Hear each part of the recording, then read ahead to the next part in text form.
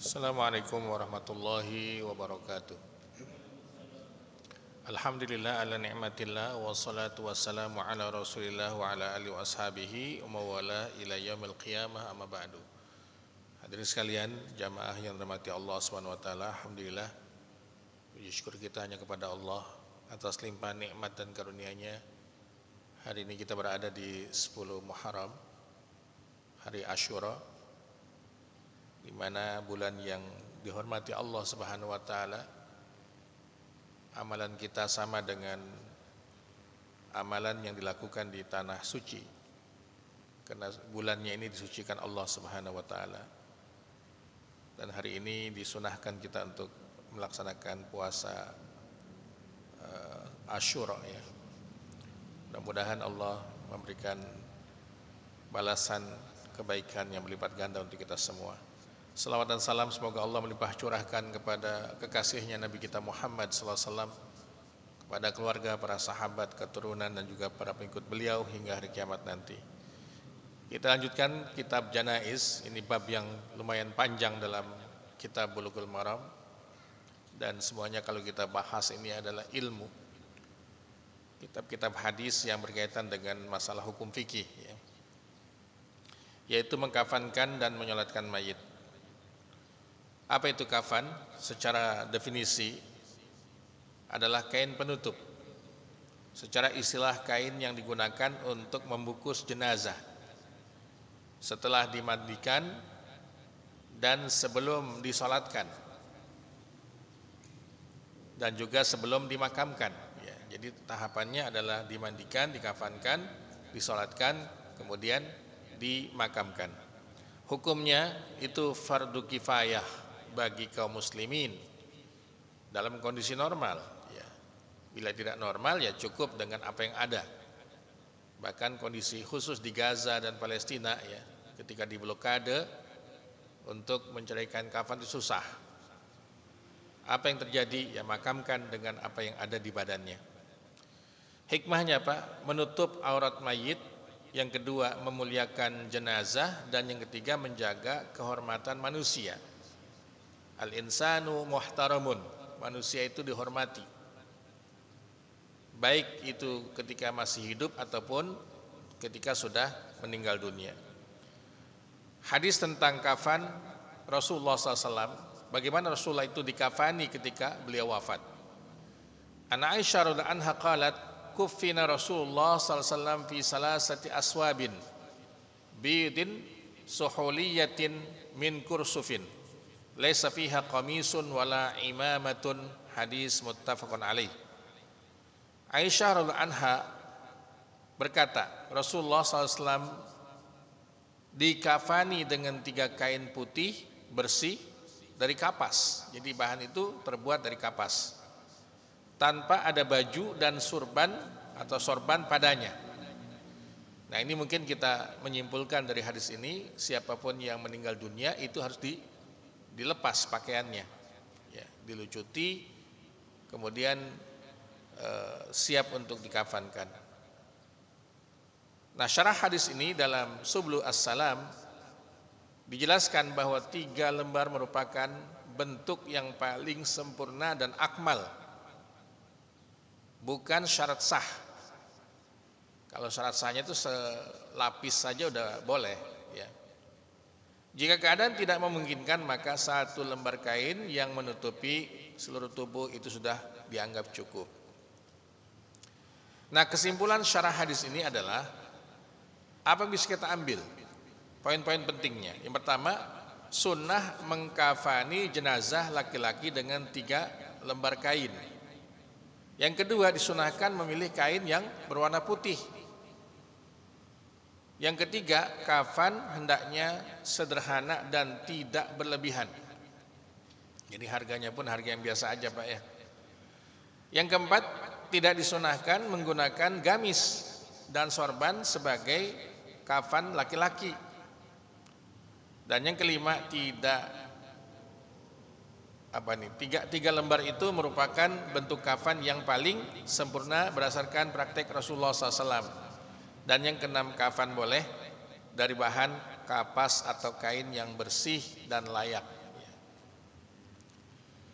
Hadis yang berikutnya adalah lamma tufiya Abdullah ibni Ubay jaa ibnuhu ila Rasulillah SAW faqala a'tini qamisaka ukaffinhu fihi fa'atahu iyahu. Muttafaqun alaih. Ini kisah sangat penting. Ada seorang tokoh munafik di Madinah namanya Abdullah bin Ubay bin Salul. Nama anaknya itu Abdullah bin Ubay. Dia menjadi sahabat Nabi SAW. Ya. Ayahnya munafik, tidak beriman kepada Rasulullah, bahkan selalu menghalangi dakwah Rasul di Madinah. Tapi anaknya ini menjadi sahabat Rasul SAW. Jadi dakwah itu jangan pendek pikirannya, Pak ya. Nggak dapat bapaknya, dapat anaknya gitu. Nah, ketika bapaknya ini meninggal dunia, tokoh munafik, dia datang menghadap Nabi SAW, ya Rasulullah, bisa nggak saya minta ya, baju gamis yang pernah engkau pakai? Untuk apa? Untuk mengkafani ayah saya yang sudah meninggal. Dikasih oleh Rasul SAW. Ya. Nah, tiba-tiba ada ayat Allah turunkan di surah At-Taubah itu. Janganlah engkau mendoakannya dan mengikuti dalam prosesi pemakamannya. Kenapa? Karena dia non muslim. Ya. Akhirnya karena sahabat Nabi yang baik, ini anaknya seorang tokoh munafik, dipanggil oleh Nabi, mohon maaf ya, gamis itu tolong dikembalikan lagi karena Allah tidak mengizinkan ya. Nah, siapakah Abdullah bin Ubay ini? Dia adalah pemimpin kaum munafik di Madinah yang sering menampakkan Islam tetapi menyembunyikan kekafirannya dan permusuhan terhadap kaum muslimin. Gimana Rasulullah itu ya, kewalahan ketika di perang Uhud. Ya, karena kan pasukannya Abdullah itu ditarik balik ke Madinah, nggak ikut bersama Rasulullah SAW. Ya, itu 200 lebih itu pasukannya, orang-orang munafik. Ya. Yang kedua adalah, adapun yang meminta baju Nabi SAW adalah putranya Abdullah bin Ubay, seorang sahabat yang saleh dan beriman kepada risalah Nabi SAW. Hadis ini menunjukkan bolehnya mengkafani mayit dengan gamis ternyata. Ini kan babnya bab fikih ya. Jangan kita punya satu pemahaman, oh itu harus kain kafan yang tidak boleh dijahit gitu loh. Ini kan kondisi normalnya, afdolnya seperti itu ya. Imam As-San'ani menjelaskan bahwa hadis ini dijadikan dalil oleh sebagian ulama tentang bolehnya memasukkan gamis atau baju ke dalam kafan mayit. Sebab Nabi SAW memberikan gamis beliau kepada siapa? Abdullah bin Ubay bin Salul ini. Namun hadis ini tidak menunjukkan bahwa gamis lebih utama daripada 3 helai kain kafan. Nah, faedahnya Pak, gamis dalam kafan hukumnya boleh, yang lebih utama tetap menggunakan kain kafan yang tidak terjahit. Menggabungkan hadis ini dengan hadis Aisyah dalam Subulus Salam, kitab Subulus Salam ini penjelasan dari hadis Bulughul Maram ya. Kalau Bulughul Maram itu kan cuma hadisnya saja, penjelasannya ada di Subulus Salam. Bahwa hadis ini tidak bertentangan dengan hadis Aisyah. Tidak ada gamis dan tidak ada sorban dalam kafan Rasulullah, nggak bertentangan dengan hadis sebelumnya. Ya. Kalau dipadukan, hadis Aisyah menjelaskan bentuk kafan yang paling utama, hadis Ibnu Umar ini menunjukkan boleh menggunakan baju gamis untuk membungkus mayit. Nah, kesimpulan fikihnya, afdal atau lebih utama 3 lembar kain kafan putih. Jaiz boleh ya menggunakan gamis sebagai bagian daripada kain kafan tersebut. Jamaah rahmat Allah Subhanahu wa taala, kenapa ada inisiatif ya Abdullah sebagai anaknya bin Ubay bin Salul ini?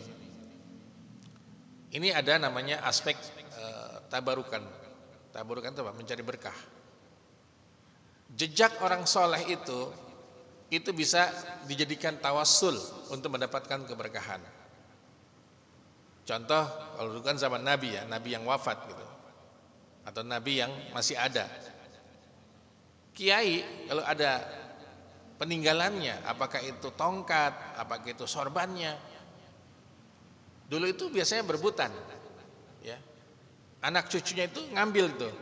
Kenapa? Ini bukan sebatas kenang-kenangan, ini adalah pakaian orang soleh. Ya.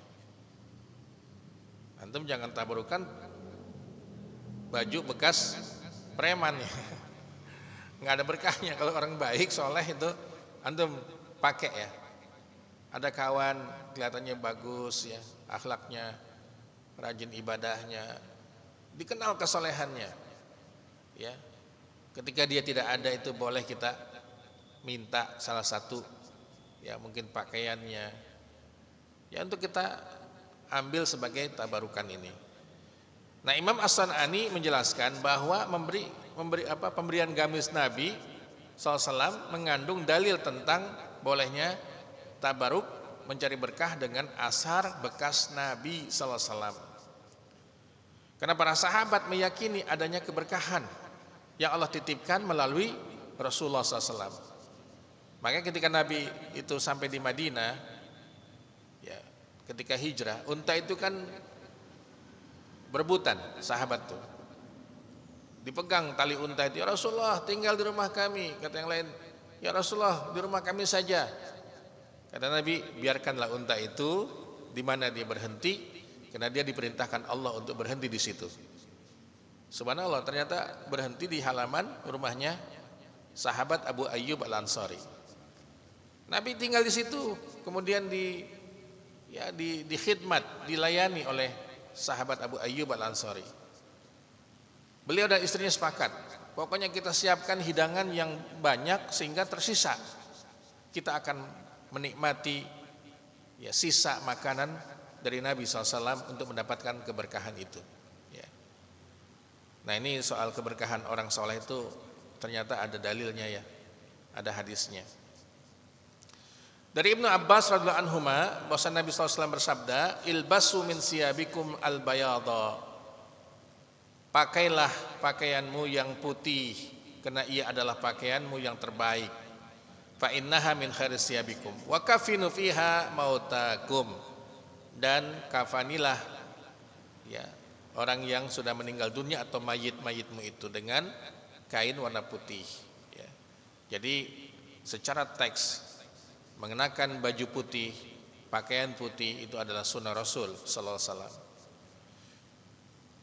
Makanya di PT banyak yang putih Pak ya. AHM putih. Ondalog putih itu ya. Ya mudah-mudahan tuh paham ada hadisnya gitu ya. Ternyata sunnah ya. Iza kafana ahadukum akhahu falyuhsin kafanahu. Hadis riwayat Imam Muslim. Apabila seseorang di antara kamu mengkafani saudaranya, hendaknya ia memilih yang paling baik. Apa yang dimaksud dengan paling baik kain kafan itu? Al-Imam As-San'ani mengatakan adalah kain kafan yang bersih, bukan mahal ya, bersih. Makanya jangan kita menyiapkan kain kafan terlalu lama, disimpan gitu Pak. Pas meninggal udah lusuh, nah, jangan itu, ya. Biar aja nanti pas meninggal dibeliin, nggak usah nyimpen Pak. Kemudian kafan yang layak, nggak ada robek gitu ya. Kafan yang dapat menutupi seluruh tubuh. Dan yang keempat, kafan yang rapi dan baik penggunaannya. Catatan penting, Islam mengajarkan penghormatan kepada mayit sebagaimana penghormatan kepada orang yang masih hidup. Makanya jangan menganggap itu hal yang biasa Pak, duduk di atas nisan, di atas kuburan itu. Rasulullah sampai mengatakan lebih baik kamu itu duduk di atas bara api daripada engkau duduk di atas kuburan seorang hamba ya. Apakah ini khusus buat orang Islam? Ternyata saya memahaminya semua Karena manusia itu dihormati bukan karena agamanya, bukan karena akidahnya. Ya. Allah pun menegaskan, walaqad karamna bani Adama, demi sungguh kami memuliakan anak cucu Adam. Enggak ada di sini ikatan agama di sini. Ya. Manusia itu mulia sebagai manusianya. Nah, kaidah dalam masalah kafan ini ikramul mayyit min husni kafanihi. Menghormati mayit termasuk dengan memperbagus kain kafannya. Karena Nabi SAW baina rajulaini min qatla Uhudin min fi sabin wahidin. Summa yaqulu ayyuhum aksaru akhzan lil Qur'an. Fa yuqaddimuhu fil lahdi wa lam yugsalu wa lam yusalli alaihim. Rahul Bukhari. Ketika perang Uhud itu selesai, ada sahabat-sahabat yang mati syahid, ini sebagian. Kemudian beliau bertanya, siapakah di antara mereka yang paling banyak menghafal Qur'annya? Lalu beliau mendahulukannya untuk memasukkan ke dalam lahat. Mereka tidak dimandikan dan tidak disolatkan. Lihat, ya, luar biasa ini. Syuhada Uhud itu langsung dimakamkan, tidak dimandikan, tidak dikafankan, dan juga tidak disolatkan. Ya. Berarti ini istimewa banget ini. Syarah hadis ini, kemuliaan ahli Quran. Rasulullah mendahulukan sahabat yang lebih banyak hafalan dan pemahaman Al-Qur'annya. Karena ini kan kuburan massal ya, disatukan gitu. Menunjukkan tingginya kedudukan orang yang dekat dengan Al-Quran. Penghormatan terhadap syuhada Uhud mendapat perlakuan khusus. Darah dan luka mereka menjadi saksi perjuangan di jalan Allah Subhanahu wa taala. Ya. Jadi cukup cuma dimakamkan saja. Hukum fikih dalam hadis ini, hukum syahid di medan perang ini kebanyakan ulama ya, syahid yang maknanya hakiki tidak dimandikan, dikafani dengan pakaian yang dikenakan saat wafat, dimakamkan dengan darah dan bekas lukanya. Ya. Tentang salat jenazah, hadis ini menunjukkan Nabi SAW tidak menyolatkan syuhada Uhud. Ingat kondisi Nabi kan sampai patah giginya ya. Ya mungkin beliau juga kondisi lagi luka ya, udahlah makamkan saja. Sebagian ulama berpendapat salat jenazah bagi syahid itu tidak wajib. Syahid dalam peperangan tidak wajib. Sebagian ulama lain mengkompromikan dengan riwayat lain yang menunjukkan Nabi SAW pernah mendoakan mereka semua, yaitu para syuhada Uhud. Nah, hikmah hadis ini, keutamaan mempelajari dan menghafal Al-Quran, pengorbanan di jalan Allah memiliki kedudukan yang mulia. Islam menghormati para syuhada. Dalam kondisi darurat diperbolehkan menguburkan lebih dari satu jenazah dalam satu liang lahat ya. Kemudian pemimpin hendaknya memberikan penghargaan kepada orang yang memiliki keutamaan ilmu dan agama. Pendapat Imam Nawawi, hadis ini menjadi dalil bahwa syahid dalam peperangan tidak dimandikan karena darah mereka akan menjadi tanda kemuliaan pada hari kiamat. Al-Asqalani rahimahullah mendahulukan ahli Quran dalam memakamkan, menunjukkan keutamaan ilmu dan kedekatan seseorang dengan kitabullah. Nah, kesimpulan dari hadis ini, syuhada perang Uhud memiliki hukum khusus dalam pengurusan jenazahnya. Mereka tidak dimandikan dan dimakamkan dengan pakaian mereka. Rasul SAW mengutamakan sahabat yang lebih banyak hafalan Qur'annya. Hadis ini menunjukkan besarnya kedudukan Al-Quran dan kemuliaan orang yang berada di jalan Allah Subhanahu wa taala. Nah, pesan utamanya kemuliaan seorang muslim di sisi Allah di antaranya diukur dari kedekatannya dengan Al-Quran dan keikhlasan dalam berjuang di jalan Allah Subhanahu wa taala. Hadis yang berikutnya, sami'tu Nabi SAW yaqul la tughalu fil kafani fa innahu yuslabu sari'an. Rawahu Abu Daud. Nabi bersabda, janganlah memilih yang mahal untuk kain kafan, karena ia akan lekas rusak. Ya. Memang itu buat pembungkus saja Pak, pembungkus supaya aurat mayit itu tidak terlihat gitu. Nah, syarah hadis ini adalah larangan berlebihan dalam masalah kafan. Kafan yang baik adalah yang menutup aurat dan layak untuk digunakan.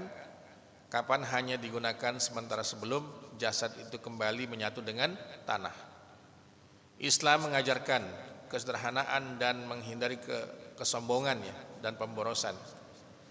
Hikmahnya apa? Mengutamakan kesederhanaan dalam urusan dunia, menghindari sikap pamer dan pemborosan, mengingatkan bahwa kemuliaan seseorang bukan pada kafannya tetapi pada amal solehnya. Nah, terkait Aisyah ini meminta pada Nabi SAW, lau mutti qabli faghassaltuki. Jadi Nabi mengatakan kepada Aisyah, Aisyah, kalau kamu mati duluan, ya, meninggalnya duluan sebelum saya meninggal, maka aku yang akan memandikanmu. Ini hadis riwayat Imam Ahmad, Ibnu Majah dan Ibnu Hibban mensahihkannya. Ini kan suami istri ya Pak ya.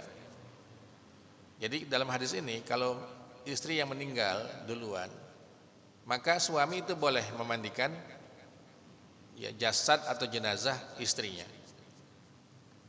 Jadi hadis ini menunjukkan boleh suami memandikan jenazah istrinya. Para ulama juga menjadikannya dalil bahwa istri boleh memandikan jenazah suami. Ya. Ini bisa dibolak-balik ya. Hadis ini menunjukkan kasih sayang dan kedekatan Rasulullah kepada Aisyah radhiyallahu anha. Ya. Nah, dengan hadis ini bisa nggak kita Pak saling berpesan ya, kepada istri kita? Mi, kalau Umi mati duluan, nanti biar Abi yang mandiin. Kebalikannya sama. Jadi ini kita dengan membaca hadis Bulughul Maram ini luas fikihnya ini. Ya. Kita kalau istri kita meninggal nyuruh tim janaiz yang ibu-ibu kan itu ya. Ya. Padahal secara hukum boleh. Ya, cuman kan nggak mungkin kita juga sendirian mandiinnya Pak. Nggak bisa kan, butuh bantuan. Ya. An Asma binti Umais radhiyallahu anha anna Fatimah alaiha salam awsat an yughassilaha Aliyun radhiyallahu anha radhiyallahu ta'ala anhu. Bahwa Fatimah radhiyallahu anha berwasiat agar ia dimandikan oleh Ali bin Abi Thalib. Ya, kalau Fatimah wafat duluan.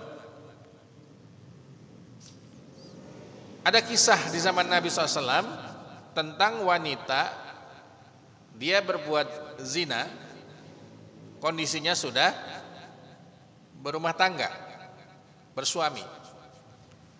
Maka kalau begitu hukumannya apa? Dirajam sampai mati. Qala summa amara biha fasulliya 'alaiha wa dufinat. Kemudian Rasulullah merintahkan, ayo kita salatkan dan kita makamkan. Hadis riwayat Imam Muslim. Jadi siapapun yang melakukan dosa, ya dosa besar ya, ada konsekuensi hukuman hudud, sudah dilaksanakan, maka jangan kita punya asumsi dan persepsi ini orang su'ul khotimah. Dia sudah selesai, hukumannya sudah dijalani, maka dia harus disolatkan dan dimakamkan, ya, diiringi jenazahnya. Pelaku dosa besar yang masih beragama Islam tetap memiliki hak sebagai muslim. Hukuman had ini pidana syariah yang telah dijalani dapat menjadi penebus dosa. Kan sudah ditebus dosanya dengan hukuman. Maka prosesinya itu dia harus disolatkan dan juga dimeriahkan ya, jumlah orang yang mengantarkan jenazah kemana? Ke pemakaman itu. Nah, inilah hikmahnya Pak, Islam tidak menutup pintu taubat bagi pelaku dosa besar Pak. Jalan taubat itu masih terbuka. Tidak boleh mudah menghakimi atau mengeluarkan seorang muslim dari Islam karena dosa yang dilakukannya. Salat jenazah merupakan hak setiap muslim yang meninggal dalam keadaan Islam. Termasuk mungkin orang Islam yang tidak sholat. Banyak nggak Pak kalau di kampung? Meninggal dia, ke masjid kagak, ke musola kagak. Pas sholat kan yang jadi beban Pak Amil, kagak nyolatin. Gimana nyolatin dia nggak pernah sholat gitu ya. Nah tinggal kita lihat ini orang tidak sholatnya karena keyakinan atau ngikutin adat kebiasaan. Biasanya ngikuti kebiasaan itu. Kalau ditanya, memang sholat tidak wajib? Wajib dia jawabnya pasti itu. Nah nanti ada orang yang meninggal dengan bunuh diri Pak. Gimana nih? Disolatin apa kagak? Jenazahnya itu. Nih ceritanya nih. Kalau tadi kan berbuat zina, sudah dihukum, meninggal kan? Memang sampai harus mati itu. Dirajam itu kan harus sampai mati. Ya, setelah itu kata Nabi, ayo kita sholatin, ayo kita makamkan. Nah ini orang yang meninggalnya bunuh diri Pak. Falam yusolli alaihi, Nabi tidak menyolatkan. Padahal sama-sama dosa besar ini. Ya. Nah di sini jangan salah kita memahaminya. Nabi tidak menyolatkan. Ya, ini bentuknya sebagai jazran kalau dalam bahasa itunya. Peringatan dan pendidikan yang tegas dari seorang pemimpin kepada umatnya. Bukan berarti haram untuk disolatkan. Karena sebagian sahabat itu menyolatkannya. Ya. Nah hadis ini bahwa bunuh diri itu merupakan dosa besar Pak dalam Islam. Dan pelaku bunuh diri tidak keluar dari Islam selama tidak menghalalkan perbuatannya. Mungkin dia depresi, mungkin dia tertekan. Ya. Dia tahu ketika mau mati itu ini mati konyol gitu loh. Saya tidak menghalalkan tapi nggak ada pilihan. Ya. Karena itu bagian daripada takdir manusia kan. Ya. Makanya kita sholatkan saja Pak. Ya. Ikut nyolatin. Jangan mengkaitkan sholat jenazah itu kepada mayit ya. Karena dia statusnya itu sungguhnya masih muslim, cuman muslim yang fasik. Kalau soal fasik kita juga kena. Kena nggak kita Pak? Sifat fasik itu kena. Ya mungkin fasiknya fasik ringan, fasiknya sedang. Ini fasiknya kelas berat ini. Ada kejadian ya di lingkungan dekat rumah saya itu, ya, di kampung. Anak muda Pak, meninggalnya gimana? Oplos ini miras, dioplos di. Meninggal dia langsung. Akhirnya keluarganya ngundang kan gitu, minta ya jamaah untuk menyolatkannya. Sebagian pada nggak mau, enggak katanya. Matinya juga mati lagi mabok katanya. Kan itu yang paling gampang alasannya Pak. Tetap kita sholatkan. Kita sholatkan. Ya. Kalaupun ada bacaan talqin, biasanya kalau dalam tradisi NU, ya, ishadu bi anna hadzal mayyita min ahli khair, kan gitu ya Pak. Jamaah bilang apa? Kalau kita nggak mau bersaksi, ya diam aja gitu. Apa susahnya? Sejahat-jahat manusia itu masih ada kebaikannya, saya yakin. Masih ada kebaikannya. Jadi masalah dia itu meninggal dengan cara yang Allah tidak ridhai, itu urusan dia gitu loh. Tapi status dia adalah seorang muslim. Jenazah pelaku bunuh diri tetap dimandikan, dikafani, disalatkan dan dimakamkan sebagai muslim. Yang keempat, pemimpin atau tokoh masyarakat boleh tidak ikut menyolatkan sebagai bentuk pendidikan bagi masyarakat. Ya. Boleh saja Rasul tidak menyolatkan, tetapi sahabat kan masih ada yang menyolatkannya. Faqalu matat, ya. Faqala afala kuntum azantumuni faka'annahum saggaru amraha. Faqala dulluni ala qabriha fadulluhu fa shalla 'alaiha, hadis muttafaqun alaih.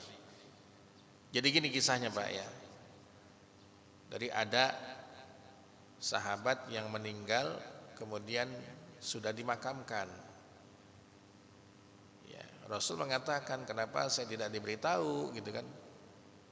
Sudah dimakamkan, ya, informasi itu sudah dimakamkan. Nah, bolehkah kita sholat jenazah di kuburan di mana mayitnya sudah dikuburkan? Boleh. Contoh gini, ini teman dekat saya nih, bekerja di satu PT, dekat sama saya, meninggal karena jaraknya jauh. Pas datang takziah dia sudah dikuburkan. Boleh nggak kita datang ke makamnya itu, ya, terus kita sholat untuk jenazahnya? Boleh. Ya. Jadi menyolatkan itu nggak mesti setelah dimandikan saja. Gitu. Ketika sudah dimakamkan dan kita ingin sholat, ya silakan saja. Kalaupun tidak sholat juga kan sudah ada yang membantu. Kenapa? Ini fardu kifayah. Ya, fardu kifayah. Jadi kata Nabi, jangan menganggap bahwa itu hal yang sepele gitu loh. Tidak menyolatkan jenazah itu jangan dianggap hal yang sepele. Dalam hadis, tidak ada di bab sini, bab Bulughul Maram ya. Atau nanti mungkin berikutnya. Orang yang menyaksikan jenazah seorang muslim sejak dimandikan, dikafankan, ikut menyolatkan, tapi tidak ikut ke pemakaman, dia kembali mendapatkan satu gunung Uhud dari emas. Gunung Uhud, qirat ya, minaz zahab. Kalau dia ikut sampai ke pemakaman, dia pulang, dia mendapatkan 2 gunung Uhud dari emas. Artinya apa? Ketika hukum fikihnya itu fardu kifayah, jangan kita saling melepas. Itu kan hukumnya fardu kifayah, saya nggak usah ikut. Nah kalau semua orang begini Pak, itu jenazah nggak ada yang nyolatin. Justru yang namanya fardu kifayah itu berlomba-lomba untuk bisa mendapatkannya, jangan saling melepas. Ya. Jadi ingat, memahami fardu kifayah bukan berarti kita melepas diri untuk tidak melakukan. Siapa yang nggak mau mendapatkan 1 gunung Uhud atau 2 gunung Uhud dari emas itu? Anan Nabi SAW kana yanha anin na'i. Rasulullah SAW melarang untuk menyiarkan berita kematian. Riwayat Ahmad dan At-Tirmizi. Menurut Muhammad bin Ismail As-San'ani, larangan dalam hadis ini bukanlah ditujukan kepada semua bentuk pemberitahuan kematian, melainkan kepada tradisi na'yu pada masa jahiliyah. Ya. Kalau kita sudah memahami dengan risalah Islam, maka itu hukumnya boleh. Jadi pengumuman dengan cara jahiliyah itu enggak boleh, yaitu mengumumkan kematian secara berlebihan, membangga-banggakan keturunan, kedudukan, atau mengundang ya, ratapan dan kesedihan yang berlebihan. Diundang, ada yang kuli nangis. Ada Pak. Biasanya ketika orang Cina itu dia mati, ya, undang tetangga atau kenalannya untuk nangis, nanti dikasih upah. Ini jahiliyah, nggak boleh. Telah meninggal dunia, mamanya Abu Jahal, seorang bangsawan, seorang paling kaya. Nah itu nggak boleh ngumumin gitu. Tetapi kalau pengumumannya dengan ya nada yang rendah, tawadu, itu boleh. Ya, biasanya kan kalau marbot mesin ngumuminnya nggak sombong ya Pak. Inna lillahi wa inna ilaihi raji'un. Telah meninggal dunia dengan tenang semua itu. Nggak ada yang bilang gelisah, dengan tenang. Ya, Bapak ini terus disebut namanya itu. Nah kalau begitu pengumuman kematian tidak seperti orang jahiliyah dulu, itu boleh. Ya. Masjid itu boleh dijadikan tempat pengumuman pada hal-hal yang bukan komersial. kematian yang sifatnya sosial, itu boleh diumumkan di masjid. Ya, jangan kita memahami masjid nggak boleh jadikan tempat pengumuman. Sampai Jumatan khotibnya siapa kagak diumumin, nggak boleh. Uang kas DKM ada berapa, laporannya jangan diumumin, nggak boleh. Ini fikihnya terlalu saklek, Pak. Bahkan dia tidak memahami fikih itu. Ya. Nabi ketika siapa? Najasyi. Raja Najasyi ini kan masuk Islam. Cuman menyembunyikan keislamannya. Nabi dapat berita di Madinah, Najasyi meninggal dunia. Kemudian beliau yang menyampaikan pengumuman. Kata Nabi, mari kita sholatkan saudara kita, Najasyi. Dalil tentang sholat gaib ini kalau dilihat hadisnya cuma satu. Rasulullah menyolatkan Najasyi, ya beliau di Madinah bersama para sahabatnya, karena di Ethiopia di tempatnya Najasyi tidak ada yang menyolatkan. Ya orang warganya nggak tahu kalau dia itu masuk Islam. Ya. Jadi kalau kita melihat di sini, Raja Najasyi yang Kristen itu di Habasyah, dia adalah raja yang masuk Islam.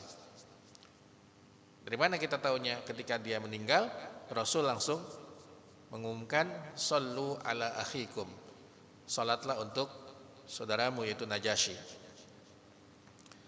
Nah bagi kita Pak, kalau ada orang tokoh gitu ya, seorang tokoh dan sangat terkenal ya pengaruhnya, meninggallah dia, mungkin tempatnya jauh di mana, di Surabaya, kita di sini di Bekasi, udah salat aja. Kayak kemarin tuh saya ingat waktu terbunuhnya Ismail Haniyah ya. Banyak masjid-masjid dan jamaah itu mengajak sholat gaib. Ulama dunia Islam ketika kita kenal dengan karismatiknya, itu boleh kita sholat jenazah dengan cara sholat gaib ya. Jenazahnya tidak ada di hadapan kita, itu yang dimaksud dengan sholat jenazah gaib itu. Nah kesimpulannya hadis ini menunjukkan bahwa Rasulullah SAW mensolatkan An-Najasyi secara gaib sebagai bentuk penghormatan dan doa untuknya. Dalam sebelum salam, hadis ini menjadi dalil utama tentang bolehnya solat jenazah gaib serta bolehnya mengumumkan kematian untuk kemaslahatan syariah, seperti mengajak kaum muslimin mendoakan dan mensolatkan jenazahnya. Ma min rajulin muslimin yamutu fayaqumu ala janazati arba'una rajulan la yusyrikuna billahi syai'an illa syafa'ahumullahu fihi. Tidak ada seorang muslim yang meninggal dunia kemudian dia disolatkan jenazahnya itu dengan 40 orang laki-laki, tidak menyekutukan Allah sama sekali 40 orang itu, maka solat itu menjadi syafaat baginya. Jadi semakin banyak yang nyolatin itu semakin bagus Pak ya. Kandungan hadis ini keutamaan menghadiri dan mensolatkan jenazah. Yang kedua anjuran memperbanyak jamaah dalam solat jenazah. Gak apa-apa bergelombang tuh ya. Makanya karena kita di masyarakat yang sibuk ya Pak, sebisa mungkin ketika ada yang meninggal dunia itu dimandikan, dikafankan, selesai, sudah disemayamkan. Siapa yang ingin nyolatin di situ, nggak apa-apa. Ya, sekalipun nanti biasanya resminya kan di mana, di masjid kan, nggak apa-apa yang nyolatin duluan, karena mungkin ada kesibukan. Semakin banyak yang menyolatkan itu bagus gitu loh, bagus. Doa kaum muslimin untuk mayit merupakan sebab diperbolehkannya, ya, diperolehnya ampunan Allah Subhanahu wa Ta'ala. Saya sempat dikritisi Pak, ngimamin sholat jenazah, setelah itu saya baca doa ya. Dia bilang nggak usah dibacakan doa, itu nggak ada tuntunannya. Doa itu yang paling panjang berlakunya, betul nggak Pak? Coba dimandikan cuma selewatan saja, selesai sudah. Terus dikafankan selewatan juga, disolatin selewatan juga, dimakamkan ya singkat. Apa yang paling panjang bagi orang yang sudah meninggal dunia? Doa-doa kita. Jadi ketika habis sholat jenazah itu imam ataupun tokoh itu baca doa, itu sesuatu yang bagus. Lihat di sini poinnya. Dia akan memperoleh ampunan karena banyak yang mendoakan. Nanti kita akan lihat doanya apa sih ya untuk mayit itu. Tauhid merupakan syarat utama diterimanya amal dan doa. Kesimpulannya hadis ini menunjukkan bahwa salat jenazah yang dihadiri oleh 40 orang muslim yang bertauhid memiliki keutamaan yang sangat besar ini. Salaitu orang Nabi SAW ala imra'atin matat fi nifasiha faqama wasataha. Ini kalau jenazahnya perempuan, maka posisi imam itu berada di tengah-tengah. Kalau laki-laki di mana Pak posisi imamnya? Di kepala ya, di kepala. Kemudian di sini terkait sholat jenazah itu dalam masjid atau di luar masjid. Kalau di mazhab Hanafi, saya sering ya ngikutin dulu waktu di Pakistan tuh ada yang meninggal tuh nggak pernah di dalam masjid Pak, karena Hanafi menyimpulkan untuk sholat jenazah itu di luar masjid. Artinya masjid itu ada ininya, ada berandanya itu, ada awning lah. Nah di situ disolatkannya, tidak di dalam sini. Nah kalau kita lihat hadis ini Rasulullah menyolatkan dua anak al-Baydha ini, mungkin kabilah ya, Muslim dalam masjid. Ya. Artinya mau disolatkan dalam masjid ataupun di belakang masjid, ya, di pelataran masjid itu nggak ada masalah. Karena kalau dikunci harus di halaman masjid. Kalau hujan gimana? Sama dengan sholat id. Id itu afdolnya di lapangan. Kalau musim hujan ya di masjid sholatnya gitu loh. Nah inilah masalah fleksibilitas fikih. Nah adapun takbirnya ini boleh 4, boleh 5 Pak. Adakah yang sholat 5 kali baca takbirnya? Kalaupun ada itu boleh. Ya Rasulullah pernah mencontohkan. Tapi yang disimpulkan oleh jumhur ulama adalah 4 kali takbirnya. Ya bacanya sudah kita hafal ya, salawat, Fatihah, salawat, doa, kemudian doa pendek, setelah itu salam. Ini sampai hadis 586 Pak ya, tentang sholat jenazah ini. Saya tampilkan di sini bacaannya ya. Takbir pertama itu Al-Fatihah, kedua salawat, yang ketiga doa panjang untuk mayit, yang setelah takbir keempat doa penutup, ini lebih singkat, kemudian setelah doa itu salam. Nah ini Fatihah udah hafal ya. Ini selawat Ibrahimiyah. Takbir yang ketiga, nah ini Allahumma firlahu warhamhu wa'fu anhu wa akrim nuzulahu wa wasi' mudkhalahu wa aksil bil ma'i wasalji wal barad wa naqimil khataya sampai wa min azabil qabri wa min azabi annar, seperti itu. Takbir yang keempat, nah doanya pendek. Allahumma la tahrimna ajrahu wa la taftinna ba'dahu waghfir lana wa lahu. Setelah itu salam. Ini mungkin yang harus dihafal nih Pak ya, doa-doa salat jenazah ini. Yang agak susah ini, panjang nih. Udah hafal doanya ini. Ya. Ini doa yang dari hadis, Baik, itu mungkin kajian kita terkait kitab janaiz yang kita bagi kepada 4 segmen. Memandikan, kemudian mengkafankan dan menyolatkan ini sudah selesai. Insyaallah nanti tinggal bagaimana prosesi pemakaman. Baik, karena waktu semakin maju waktu maghribnya, silahkan bila ada hal yang ingin ditanyakan dari pembahasan ini. Fadhal.